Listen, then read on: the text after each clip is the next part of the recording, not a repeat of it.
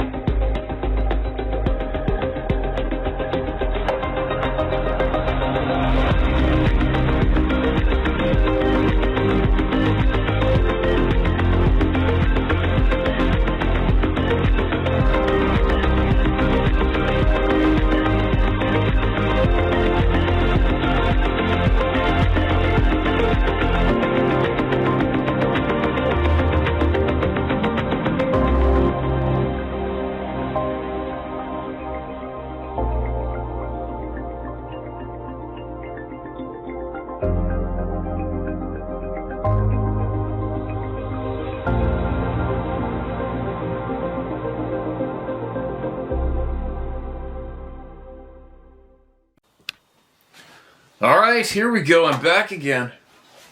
Back again. Still alive. Woke up alive. Made it back again. Some people will be happy about that. Some people won't. But they still come here. Go figure. It's funny. I had a bit of a comical morning this morning with Sarah. Just so you guys, I probably mentioned before, I get hate mail almost every single day. Some form of hate mail. It doesn't matter what I do or say online. It causes somebody to knee jerk, and then 99.9% of the time I ignore it. But sometimes somebody gets lucky and catches me in the right mood, and I'll send them both shotguns right up their ass. The odd time.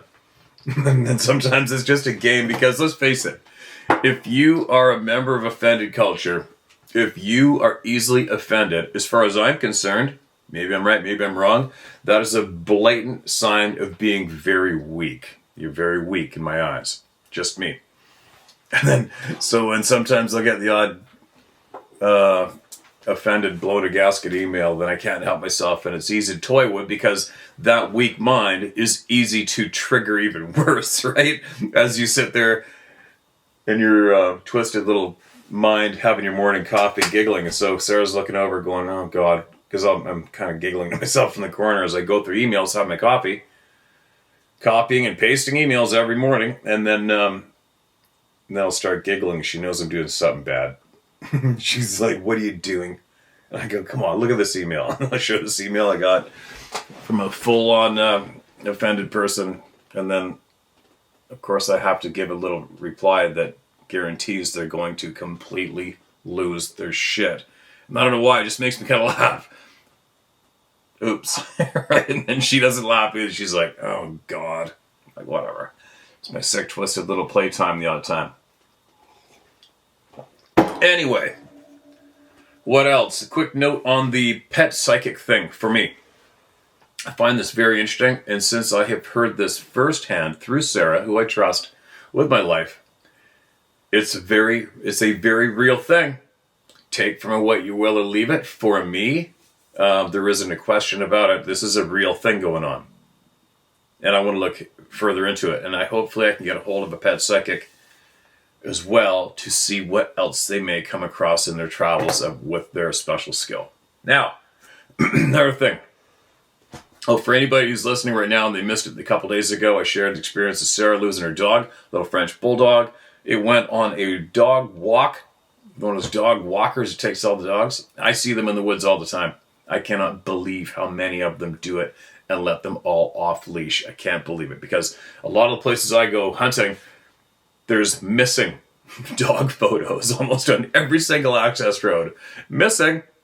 And you lose your domestic dog in the Sea to Sky region, is basically going to be dead in a couple days from a cougar or wolf. End of story.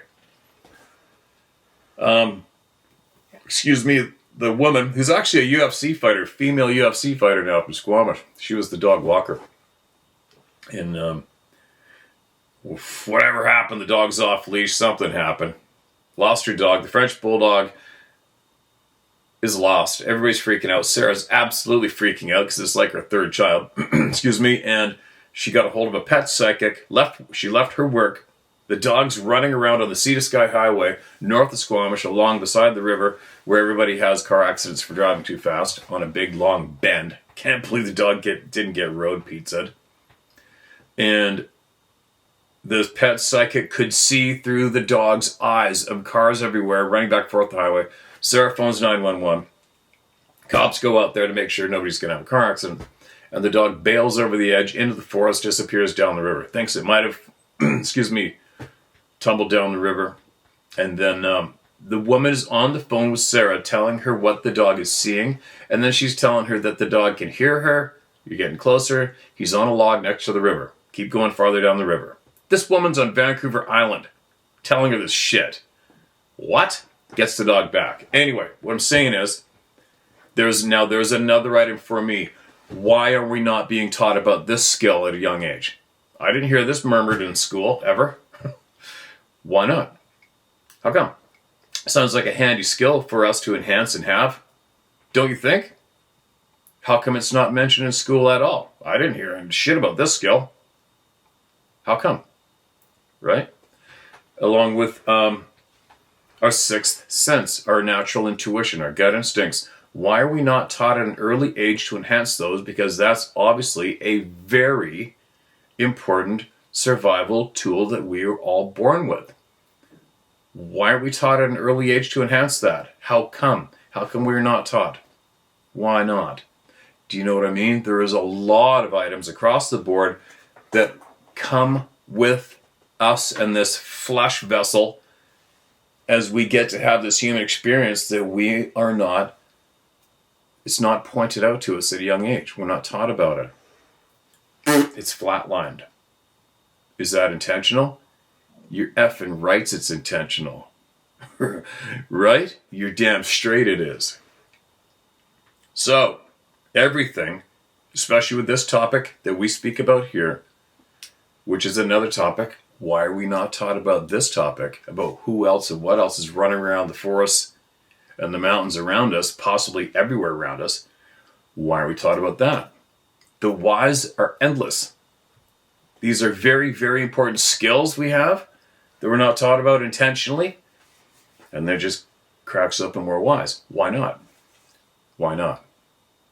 Right? So I guess in the end, it's up to us to learn these skills, learn about this shit, share it with each other, and teach your kids the truth.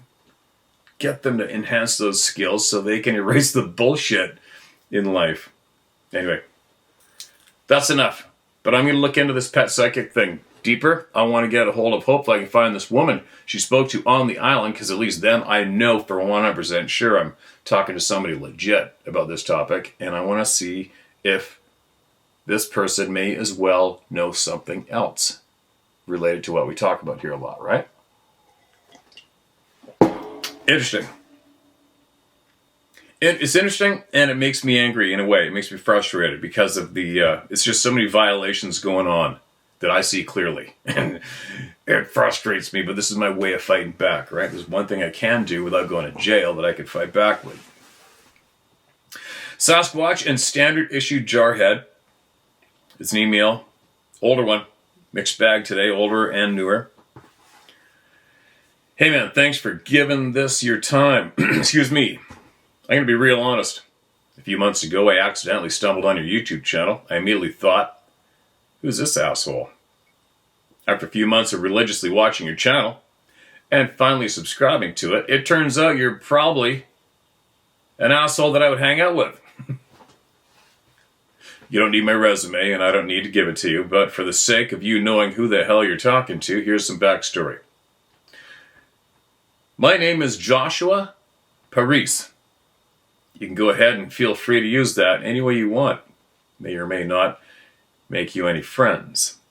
I grew up in and currently live in Allegheny County in western Pennsylvania.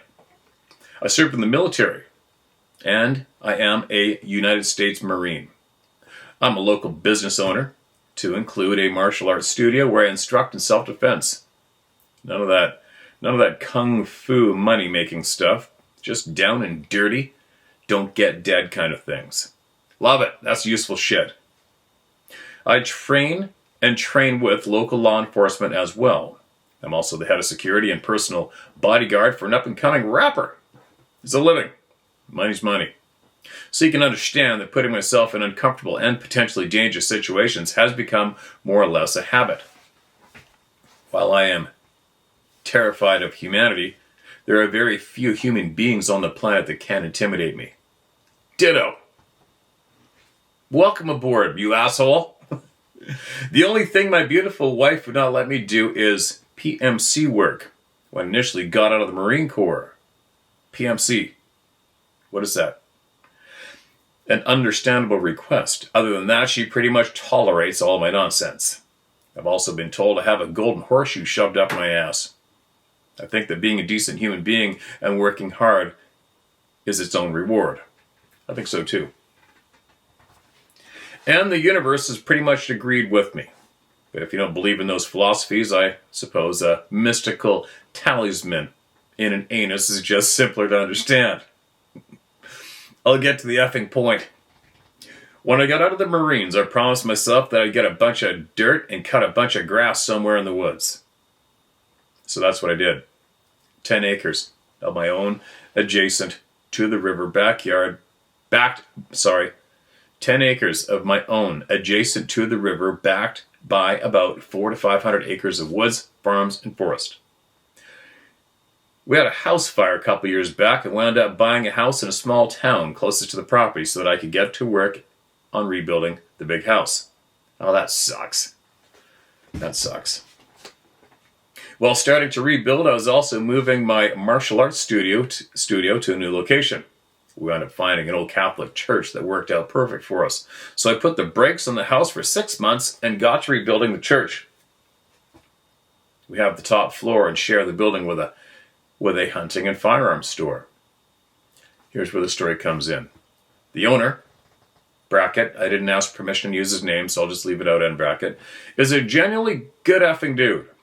As a matter of fact, I pretty much buy all my firearms from him. If I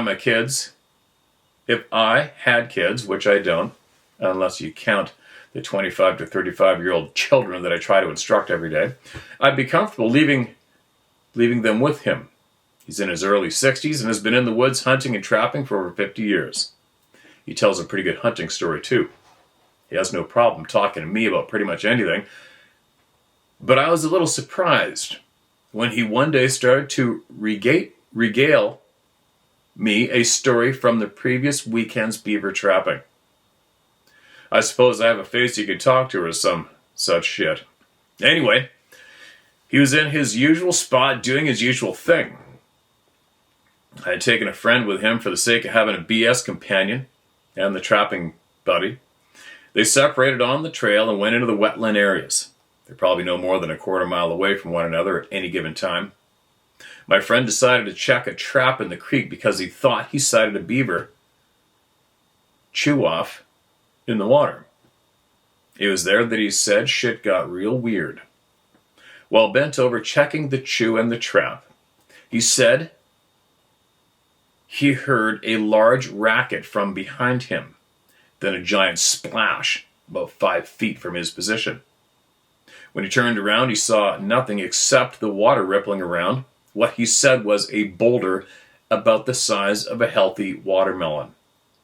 He then said he heard a noise he had never heard before in all of his hunting career. I'm assuming he got screamed at, and it scared the shit out of him.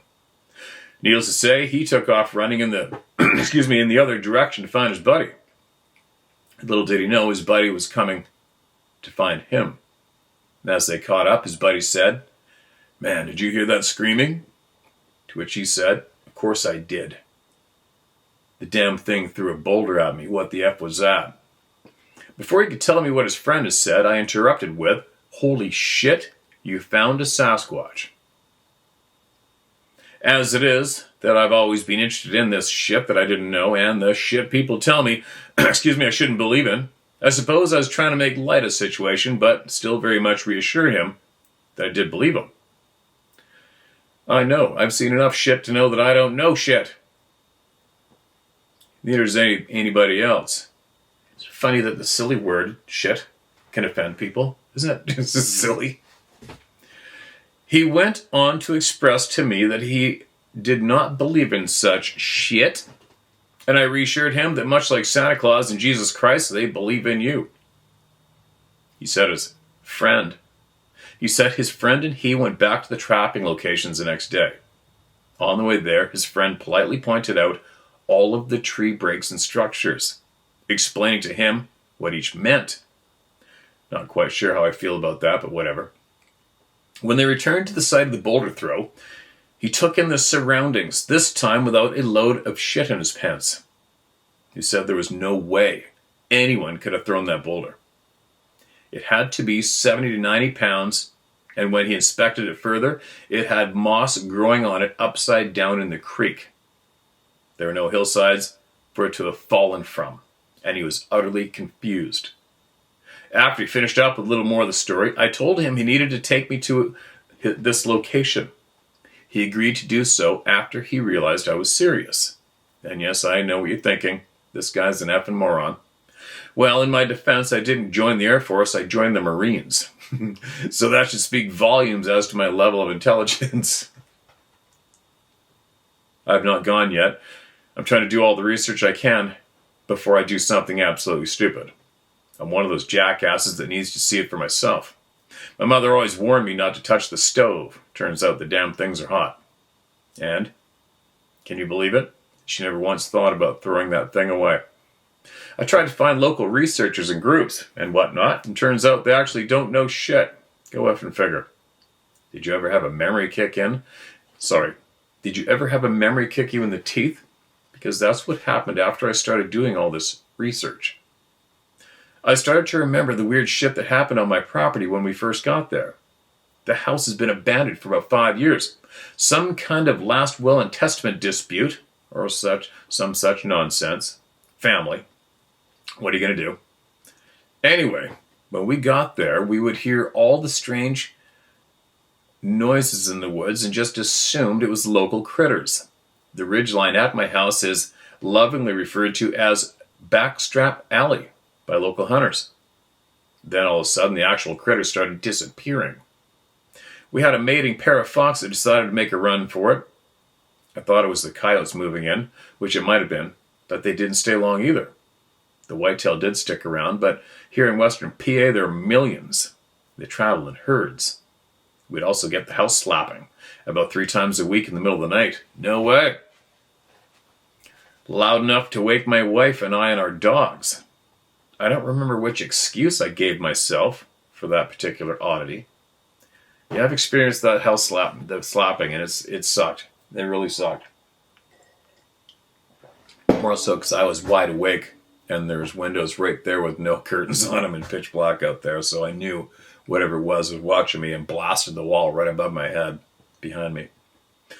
One night while having drinks with my wife and older brother on the patio, we started to hear strange noises coming out of the hillside tree line above my wife's vegetable garden.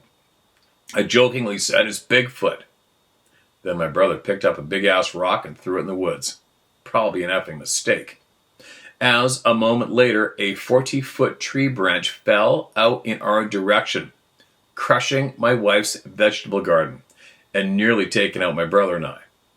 I would say the noises could have been attributed to the alcohol, but I'm pretty sure it had nothing to do with the tree. You can call that dumb luck or coincidence, but I'm not a real firm believer in that. Excuse me. Anyway, sorry about the length of my rant. I didn't mean to write you a novel. The real long story short, I am curious to a fault, so, dumb as it may sound, I'm going to check this effing thing out. If I make it, I'll keep you in the loop. Don't get me wrong, I have no desire to do this for fortune or fame, or what the F ever. I probably won't tell anybody if I do see it. I just gotta know what this shit is. Keep up the good work on the YouTube channel. I think you're doing something important. And if you ever need anyone to back your play here in Western PA, I'd be more than entertained to help out. I'm curious as to what you have in the works. Looking forward to it. Regards, Josh. Man, I almost feel like this is a while back. I should look him up and email him and just let him know that this got read. If I can find him. PA. So, obviously we all know Pennsylvania's off the chart with people seeing these beings and more. And just so you guys know, a little story that's reignited. So one time in Pennsylvania with friends, I was traveling back somewhere and meeting some friends in Pittsburgh. And I remember before when I was there, they took me to this this bar. It's a great place. It's all the deer hunting pictures all over the place. And these guys were all a bunch of old woodsmen, hunters, pals, hunting buddies. And then they took me in there, and then I shared with them that I was a hunting guide from British Columbia, and then the beer started flowing. And then I left, and then I came back, ended up in Pittsburgh by myself, and I was in a cab, and I was going to try to find that place to go have a few beers with these old guys again. And there was a kind, senior, black gentleman driving the cab in Pittsburgh, big city. It's like, where are y'all from? Oh, actually, I'm from Canada, British Columbia. Oh, He's driving along. And he goes, y'all have those Bigfoots back there in British Columbia, don't you? I'm like, yeah, actually we do. You believe in those? Yeah, I've seen one. Yeah, because my wife saw one too. North of here. Driving in the car, ran across the highway in front of her. Crazy. Just doesn't matter where you go. I'm in the heart of Pittsburgh and the taxi driver tells you about his wife seeing one. Boom! In your face, right? It's so common. Anyway, I don't know if this man is still here, but if you are, we want an update. And maybe, hopefully I'll remember, I'm going to email you back and tell your email got read here. And maybe you'll have something else you want to share.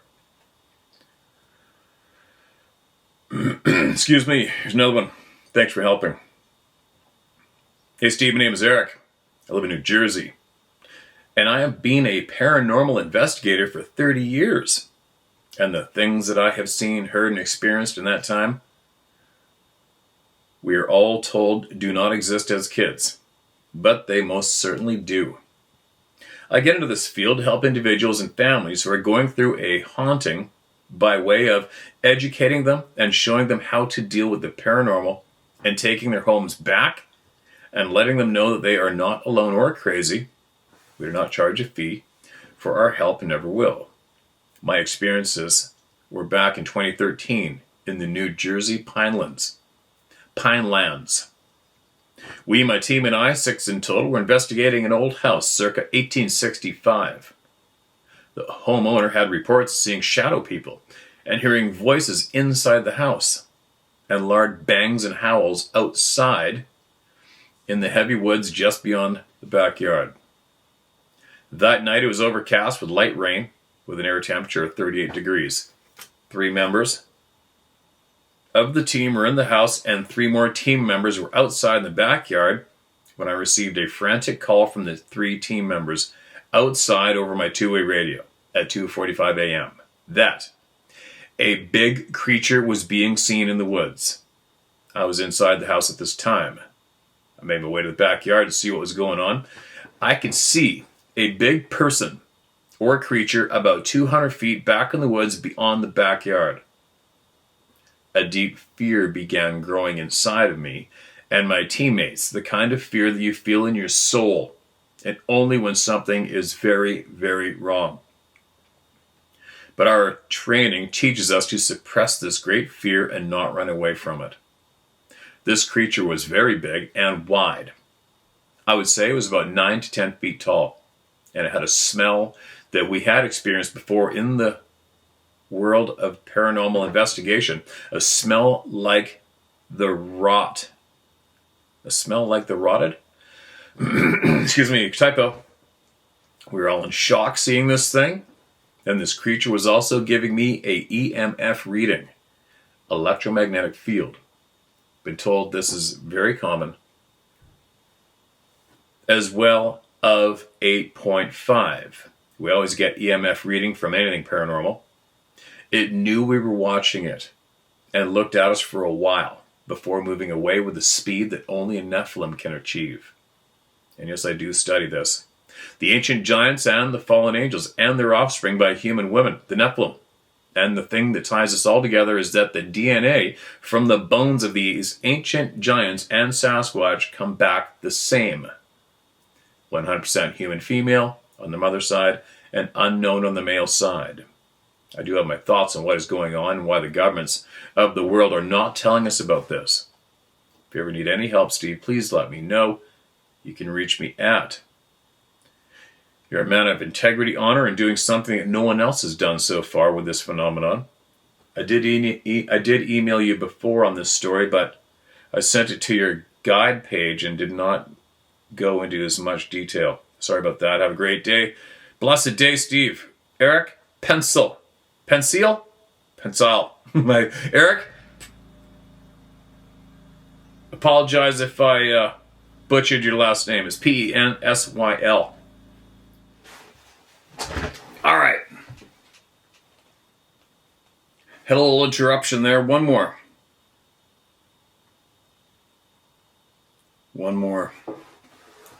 This is titled Several Interactions in My Family. I don't need this to be told necessarily, but I find my family has had many experiences with the forest being. Just to give you a little background about my family first. I come from generations of people who are open about their psychic experiences. So we talk, and I continually find myself interacting with other people who talk. My earliest interaction was up on the Olympic Peninsula in the late 70s. My stepfather was working on the Alaskan pipeline at the time, and he had moved our family up to Seattle first. I believe my mother was the one who decided to rent a camper about 20 feet long, and we ended up in a campground outside of Anacortes, Washington. Yep, we took the school bus into town to go to school from a campsite. I was 13. My two older brothers were 14 and 16, and with my mom and a Great Pyrenees, we lived out in the woods for a month or two until she could rent out a condo. That was where we first encountered the watching, the stories told by our friends. And one night, our 100-pound-plus Pyrenees, who wasn't afraid of anything, tangled up with something outside our camper. We had to keep Max tied up, you see, because there really wasn't enough room inside for him. And this guard dog freaked out and tried his best to get under the camper one night in a terrible growling, yelping interaction. After that, he slept inside. There were also times where he would be woken up by our little camper being pushed back and forth. It was scary, and we all made sure to be inside as soon as it grew dark. My next interaction was during a hike with a few girlfriends, same time, where one said she knew of a cave we could walk to. The woods and underbrush of the area was quite thick. After we made it to the area, we looked inside the dark mouth of the cave, and all of us got spooked. We quickly retreated back to her house, me at the end, and feeling the entire time that we were being followed. I'll never forget that fear. It was greater than when you walk across a dark college campus at night as a woman. I just knew our lives were on the line, and even when I kept looking back, I could see nothing. Next was a story of my 14-year-old brother who set crawdad traps in the lakes around there. He said he had rocks thrown into the lake while he was out one day, so he gave that up. Then my stepfather came down to visit and told a strange story. That while the men were out building the pipeline in Alaska, they would leave a remote site only to return the next day to find the huge fuel tanks thrown around the job site. My stepfather said they were always armed. They always went armed. Many years later, while in college, I visited my mother in Cuesta, northern New Mexico. She was divorced, living alone with another dog, and volunteering as a host for the Forest Service. As usual, stories were told by the group there of the communications inside the Forest Service of campers being bothered by Sasquatch, campsites being destroyed, or Forest Service cabins. The unspoken rule was that if you spoke to others about Sasquatch, you'd be posted to a lousy site and never promoted.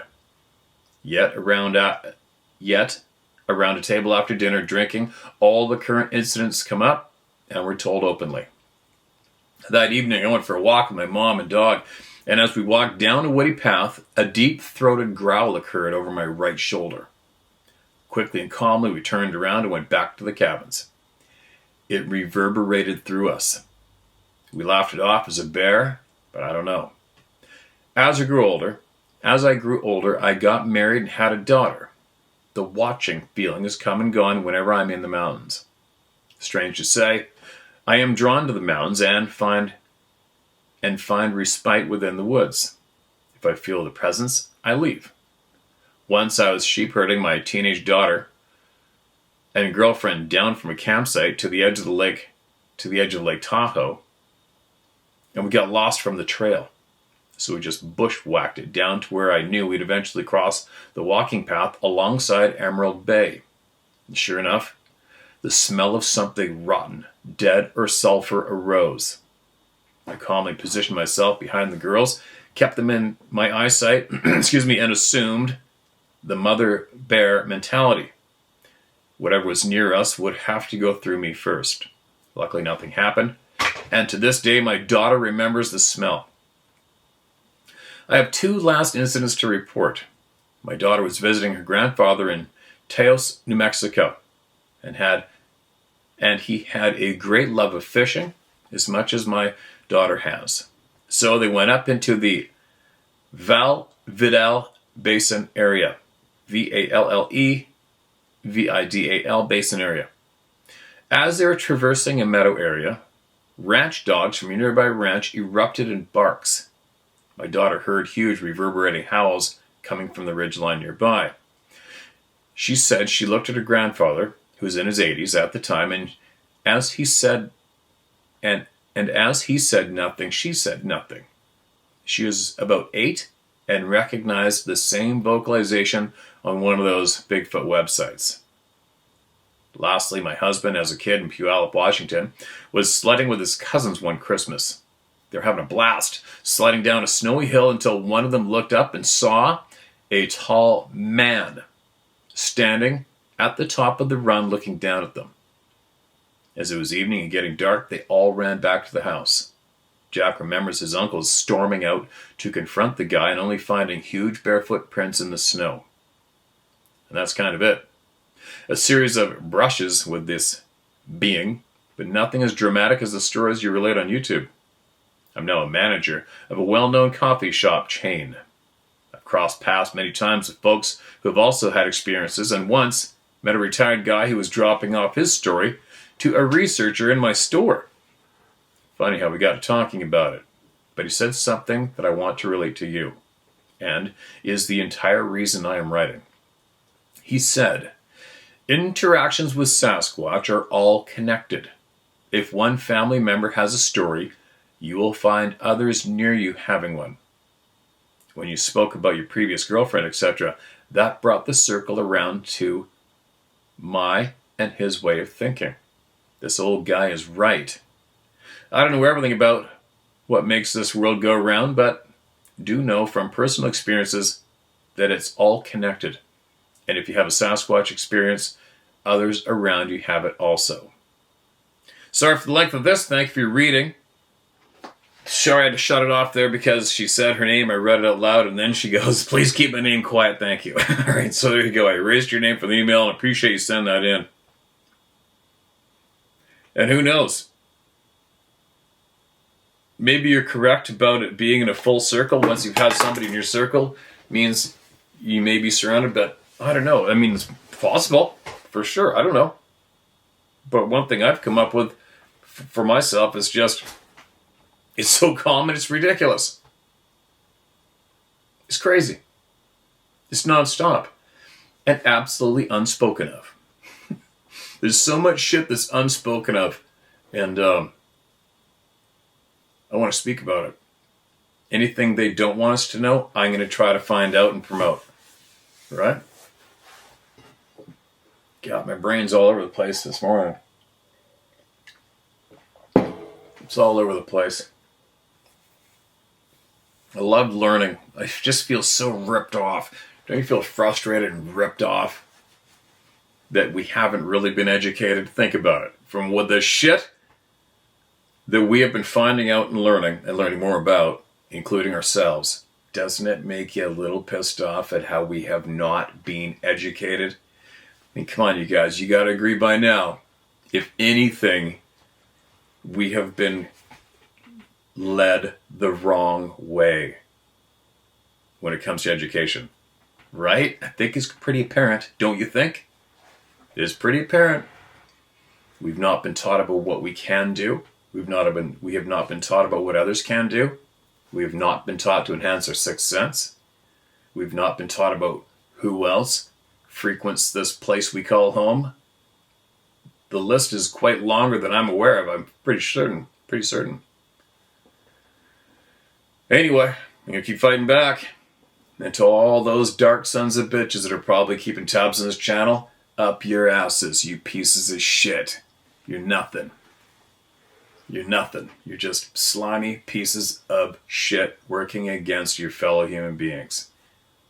I hope we expose your asses completely before my lifetime's up. That's a message directly to you sons of bitches who are monitoring this channel and all the honest people here. We all say it one. I'm sure we're all saying it together to you dark pricks ramming up your ass. You're scum of the earth. Absolute scum of the earth for assisting in keeping truth away from all of us, the people. Right? And imagine all the money that you're getting in your paycheck came from the backs of every one of us at the same time, you pieces of shit. There you go. There you go. Mixed bag today. I'm going to go and tackle my day. One more quick note. So we woke up this morning, real quick, and I've got timber on this side, timber on that side, a river that way. And the dogs were going ape shit, which isn't very common, especially when we're all in the house together. Very not common. But then Sarah said, well, there's other dogs going crazy outside. So I stuck my head out the door. Sun's up, and dogs, as far as I can hear this morning, were going crazy. And then she looked out, she goes, the horses are even going a little spooky. And one horse is way at the end of the property, and they're all looking that way to the thick timber. So I don't know what went down this morning around here. I'll guarantee you it wasn't a bear, because there's bears here all the time, and they don't do that. Something odd passed through here this morning. Or maybe possibly a cat made a kill. Because I do know for certain when you do make a kill, and I've made a kill in front of horses and other animals, everybody goes apeshit. So one of two things happened right here this morning. Something came through. Something not common came through, or something made a kill. One of the two. Here's my note from the morning. Share my story at howtohunt.com. Get it off your chest. Get it to me. Please. Talk to you later.